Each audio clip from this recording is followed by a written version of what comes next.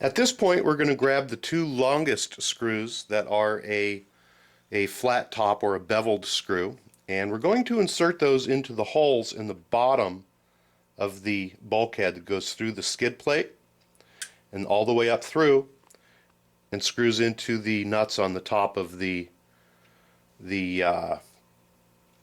sway bar holders. It can be a little bit difficult. There's a lot of layers for it to go through.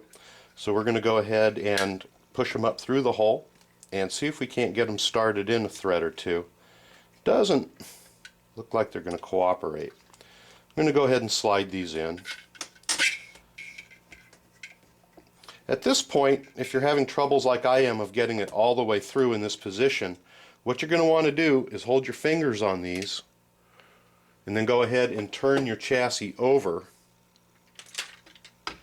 so that you have access to these nuts or to these screws. Go ahead and start them in.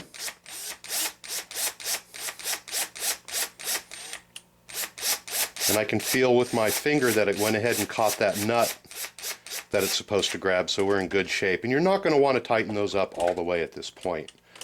Let's go ahead and do the second one.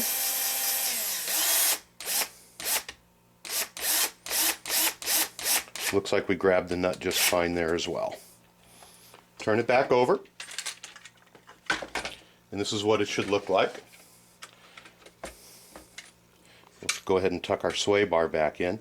And so these should be fairly tight. We just snugged them up. We haven't tightened them all the way yet, which we will do at a later point. Let me adjust the camera down just a little bit here. There we go. As you can feel, your sway bar is rather loose in there, and it has some play up and down. And what we want to do is use these two set screws that we put in. We're going to tighten those down. I'm going to start on one side, and I'm going to tighten it down, and I'm just gently going to flop the sway bar up and down as I'm doing this. And just as soon as that set screw grabs the sway bar, which it will here in just a second, I'm just slowly tightening it up.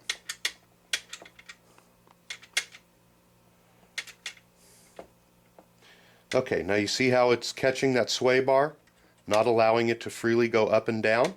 At that point, I'm going to back it off about a 1/16 of a turn so that it does flop freely. What we're doing is we're taking the play, up and down play, out of that sway bar. And now we're going to go ahead and repeat that process on the second side. And again, we just want to take the play out of the sway bar, but we don't want it to bind up. Okay, now you can see that it's binding, so I'm going to back it off just a little bit until it drops. Make sure that I have plenty of free play. So that's what it should be like, just like that. At this point, we're going to go ahead and put the end of the sway bar into the end of the sway bar arm that connects to the A arm, which is right here.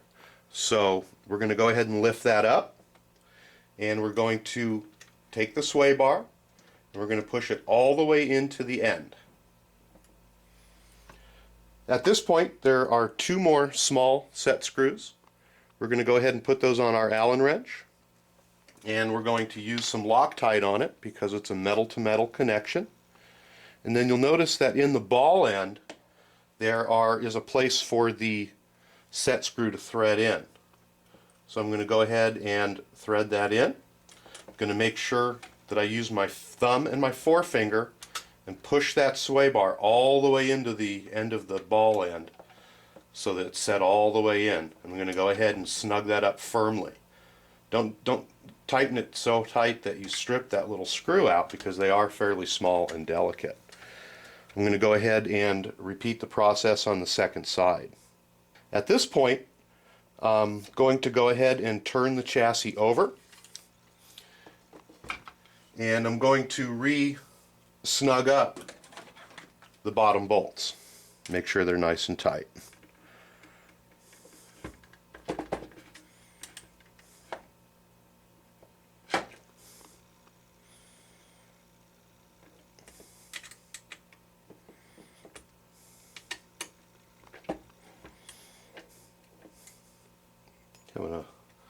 A little bit of trouble with my Allen wrench here.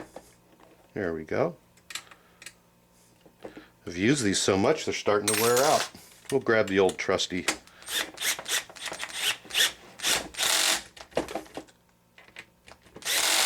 Okay. If you take a look as I tightened those up, they actually turned my sway bar mounts a little bit here. If that happens, go ahead and just get a pair of pliers and straighten them out so that they're even. Now we're going to go ahead and insert the nose piece onto the front of the Baja.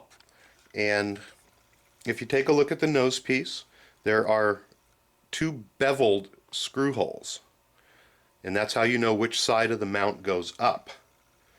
We're going to go ahead and slide it. There's two little round holes in the side of the bulkhead here, one on either side, and we're going to slip the end of the front nose brace through those holes, and then it's going to rest down on top of the skid plate into the two little nubs that are sticking up.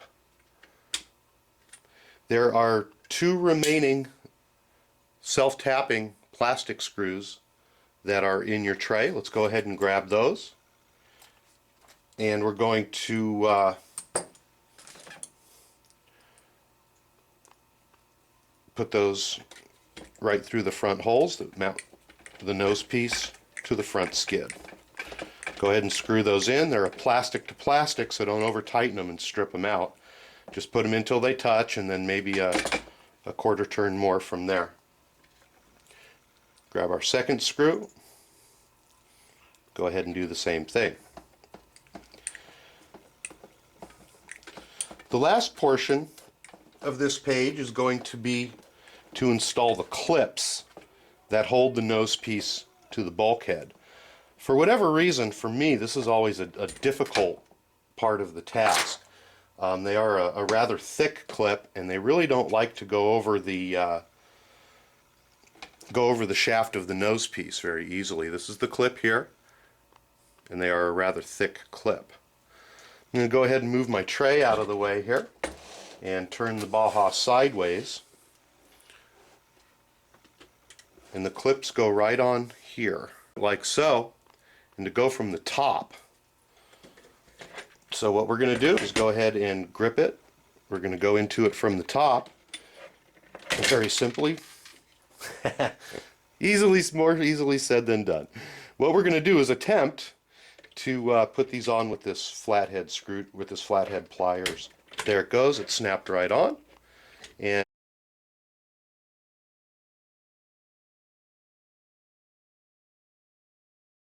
right here, and they're all set to go. And basically, that will stabilize the nose piece inside.